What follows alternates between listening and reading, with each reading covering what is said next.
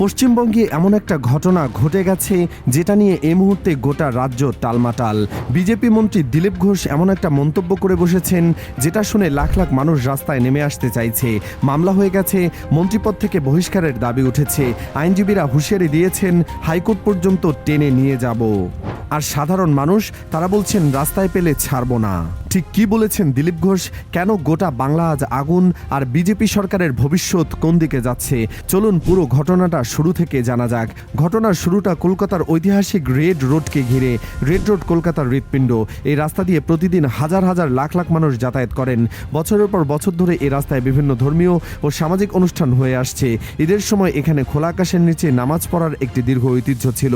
মাত্র কয়েক মিনিটের ব্যাপার, নামাজ শেষ হলেই রাস্তা ফাঁকা। কিন্তু এবার বিজেপি সরকার ক্ষমতায় আসার পর পরিস্থিতি পুরোপুরি বদলে গেল। রেড রোডে নামাজ পড়ার অনুমতি দেওয়া হলো না। কারণ হিসেবে বলা হলো যানজট। 7 মিনিটের নামাজে নাকি যানজট হয়, অথচ ঠিক সেই একই রেড রোডে পুরো 7 দিনের জন্য বন্ধ রেখে সেখানে আয়োজন করা হলো আন্তর্জাতিক যোগ উৎসব। 7 দিন ধরে রাস্তা বন্ধ, তাতে কোনো সমস্যা নেই, কিন্তু 7 মিনিটের নামাজের সমস্যা আছে। এই দ্বিমুখী নীতি দেখে সাধারণ মানুষ প্রশ্ন তুললেন, এটা কি আইনের শাসন নাকি ধর্মীয় বৈষম্যের রাজনীতি? এরই মধ্যে আগুনে ঘি ঢাললেন রাজ্যমন্ত্রী দিলীপ ঘোষ। একটা জনসভায় দাঁড়িয়ে তিনি এমন কিছু কথা বললেন যেটা শুনে মানুষের রক্ত গরম হয়ে গেল। তিনি সরাসরি একটা বিশাল ধর্মীয় সম্প্রদায়কে তুচ্ছ তাচ্ছিল্য করে বললেন, ওরা কোনো হরিদাস পাল নাকি? অর্থাৎ ওদের কথা শোনার দরকার নেই, ওরা কেউ না। এই একটা বাক্য পুরো পশ্চিমবঙ্গে বোমা ফাটানোর কাজ করলো। ভারতবর্ষের সংবিধান অনুযায়ী প্রতিটি নাগরিক সমান। ধর্ম, বর্ণ, জাতি যে কোনো কিছুর ভিত্তিতে কাউকে ছোট করা যায় না। একজন রাজ্যমন্ত্রী যিনি সংবিধান রক্ষার শপথ নিয়েছেন, তিনি যখন প্রকাশ্যে একটা সম্প্রদায়কে কেউ না বলে তাচ্ছিল্য করেন, তখন সেটা শুধু একটা বাজে মন্তব্য থাকে না, সেটা হয়ে যায় সংবিধান লঙ্ঘন, সেটা হয়ে যায় রাষ্ট্রদ্রোহিতার সমতুল্য। দিলীপ ঘোষের এই মন্তব্য প্রকাশ হওয়ার পর পশ্চিমবঙ্গে যেন ভূমিকম্প হলো। সোশ্যাল মিডিয়ায় ঝড় উঠলো, হ্যাশট্যাগের পর হ্যাশট্যাগ ভাইরাল হতে লাগলো। সাধারণ মানুষ থেকে শুরু করে বুদ্ধিজীবী, আইনজীবী, ছাত্র জনতা সবাই একযোগে প্রতিবাদে সরব হলেন। রাস্তায় মানুষ বলছেন, দিলীপবাবু ক্ষমতা মাত্র 5 বছর, 60 বছরে নাকি বুদ্ধি হয়? আপনার তো 60 পেরিয়ে গেছে, বুদ্ধি কোথায় গেল? আরেকজন বললেন, এটা আপনার বাপের রাস্তা নয়, এটা ভারতবর্ষ, এখানে সবার সমান অধিকার। যোগাসন করতে চাইলে নেপালে যান।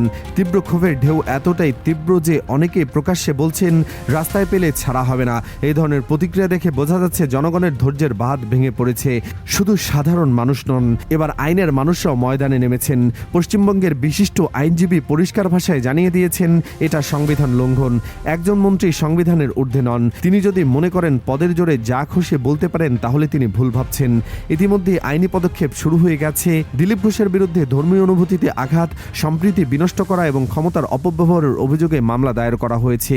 আইনজীবীরা হুঁশিয়ারি দিয়ে বলেছেন, পুলিশ যদি সংবিধান ও আইনের বাইরে গিয়ে কাজ করেন, আমরা তাদেরও ছাড়ব না। নাকে দড়ি পরিয়ে হাইকোর্ট পর্যন্ত টেনে নিয়ে যাব। একজন সিনিয়র আইনজীবী সরাসরি বললেন, যদি মুখ্যমন্ত্রীর সুস্থ চিন্তা থাকতো তাহলে এই মন্তব্যের পর মুহূর্তেই দিলীপ ঘোষকে মন্ত্রিসভা থেকে বরখাস্ত করা হতো। একজন মন্ত্রী যখন দেশবিরোধী কথা বলেন, তখন তাকে মন্ত্রিসভায় রাখার কোনো যৌক্তিকতা থাকে না। এখন বড় প্রশ্ন, বিজেপিকে আসলেই এত বুঝিন যে এই ধরনের মন্তব্যের পরিণতি সম্পর্কে তারা জানে না, নাকি এটা একটা সুপরিকল্পিত কৌশল? অনেক রাজনৈতিক বিশ্লেষক মনে করছেন এটা দুর্ঘটনা নয়, এটা কৌশল। পশ্চিমবঙ্গে বিজেপি ক্ষমতায় এসেছে 2 মাসও হয়নি, এরই মধ্যে সরকারের বিরুদ্ধে জনরোষ তৈরি হতে শুরু করেছে। কেন? প্রথমত, নির্বাচনের আগে যে প্রতিশ্রুতি দেওয়া হয়েছিল তার কিছুই পূরণ হয়নি। বিনামূল্যে বিদ্যুতের কথা ছিল, বিদ্যুৎ বিলের দাম বরং বেড়ে গেছে। স্মার্ট মিটার জোর করে লাগানো হচ্ছে। দ্বিতীয়ত, সরকারি কর্মচারীদের ডিএ বা মহার্ঘ ভাতা এখনও মেটানো হয়নি, লক্ষ লক্ষ কর্মচারী ক্ষুব্ধ। তৃতীয়ত, অন্নপূর্ণা ভাণ্ডার প্রকল্পে দেখা যাচ্ছে যাদের আসলেই দরকার তারা পাচ্ছে না, আর যাদের দরকার নেই তারা তালিকায় ঢুকে যাচ্ছে। সাধারণ মহিলারা হয়রানির শিকার হচ্ছেন। চতুর্থত, হকার উচ্ছেদ চলছে নির্দয়ভাবে। বিকল্প কর্মসংস্থানের কোনো ব্যবস্থা নেই। খালি গায়ে কোমরে দড়ি বেঁধে পুলিশ যেভাবে মানুষকে ধরে নিয়ে যাচ্ছে, সেটা অমানবিক, অসাংবিধানিক এবং সম্পূর্ণ বেআইনি। এই সবগুলো ব্যর্থতা থাকতে বিজেপি যে কৌশল নিচ্ছে সেটা পুরনো এবং পরিচিত। ধর্মীয় মেরুকরণ, হিন্দু মুসলিম বিভাজন তৈরি করে নিজেদের ব্যর্থতা থেকে মানুষদের দৃষ্টি সরানো। কিন্তু পশ্চিমবঙ্গের মানুষ বোকা নন, তারা এই খেলাটা বুঝতে পারছেন। রাস্তায় একজন সাধারণ গৃহিণী বললেন, আমার ঘরে বিদ্যুতের বিল দ্বিগুণ এসেছে, ৩,০০০ টাকা দেবে বলেছিল, কোথায় সেই টাকা? মুসলমানদের দাবিয়ে রাখলেই কি আমাদের সমস্যার সমাধান হবে? একজন দোকানদার বললেন, ভাই ভাই মমতা বাড়াবাড়ি করেছিল বলে হেরেছে, এরাও এসে বাড়াবাড়ি শুরু করেছে, 5 বছর পর একই রেজাল্ট হবে, দেখে নিও। আরেকজন শ্রমিক বললেন, বিজেপি হিন্দু মুসলিম দেখে না, গরিব বড় লোক দেখে না, ওরা শুধু আদানি আম্বানি দেখে, পুঁজিপতিদের স্বার্থ রক্ষা করাই ওদের কাজ, গরিবের কথা ভাবার সময় ওদের নাই। এই কথাগুলো শুনলে বোঝা যায় বিজেপি সরকারের প্রতি মানুষের আস্থা কতটা দ্রুত কমে যাচ্ছে। এখন সবচেয়ে বড় প্রশ্ন, বিজেপি কি আগামী 5 বছর পর আবার পশ্চিমবঙ্গে সরকার গঠন করতে পারবে? রাজনৈতিক বিশ্লেষকদের একটা বড় অংশ মনে করছেন, বর্তমান পরিস্থিতি যদি এভাবে চলতে থাকে তাহলে বিজেপির পক্ষে আবার জেতা অত্যন্ত কঠিন হবে। 2 মাসও হয়নি ক্ষমতায় এসে, এরই মধ্যে জনগণের এই অসন্তোষ, এটা কোনো শুভ সংকেত নয়। মমতা বন্দ্যোপাধ্যায়ের সরকারও শেষ দিকে জনগণের আস্থা হারিয়েছিল, এখন বিজেপিও একই পথে হাঁটছে বলে মনে হচ্ছে। একজন রাজনৈতিক ভাষ্যকার বললেন, এই মুহূর্তে যদি ভোট হয় বিজেপি হেরে যাচ্ছে, আর 5 বছর পর তখন তো আরও বেশি হারবে, কারণ মানুষ ভোলে না। এই পুরো পরিস্থিতি পুলিশের ভূমিকা নিয়েও গুরুতর প্রশ্ন উঠেছে। হকার উচ্ছেদের সময় পুলিশ যেভাবে সাধারণ মানুষের সঙ্গে আচরণ করছে, মানুষকে কোমরে দড়ি বেঁধে খালি গায়ে রাস্তায় হাঁটিয়ে নিয়ে যাচ্ছে, এটা কোনো সভ্য গণতান্ত্রিক দেশে গ্রহণযোগ্য হতে পারে না। এটা মানবাধিকার লঙ্ঘন, এটা সংবিধানের সরাসরি অবমাননা। পুলিশ আইনের মধ্যেই থেকে কাজ করবে, এটাই নিয়ম। কিন্তু যখন পুলিশ নিজে আইন ভেঙে কাজ করে, তখন সেটা গণতন্ত্রের জন্য সবচেয়ে বড় হুমকি। আইনজীবীরা পরিষ্কার বলেছেন, পুলিশ যদি ক্ষমতার বাইরে গিয়ে কাজ করে তাদেরকেও আদালতে টেনে আনা হবে। কেউ আইনের ঊর্ধ্বে নয়, না মন্ত্রী না পুলিশ। এদিকে বামপন্থী দলগুলোর এই ইস্যুতে সরব হয়েছে। তাদের বক্তব্য পরিষ্কার, বিজেপি আসলে হিন্দু মুসলিম কোনোটাই দেখে না, বিজেপি দেখে পুঁজিপতিদের স্বার্থ, আদানি আম্বানি এদের সাম্রাজ্য টিকিয়ে রাখাই বিজেপির মূল কাজ। বামপন্থী নেতারা বলছেন, গরিব শোষিত নিপীড়িত মানুষের কথা এই সরকার ভাবে না। ক্ষেতমজুর, ছাত্র, যুব, মহিলা কারো স্বার্থ দেখার সময় এদের নেই, এদের সময় আছে শুধু ধর্মীয় বিভাজন তৈরি করার।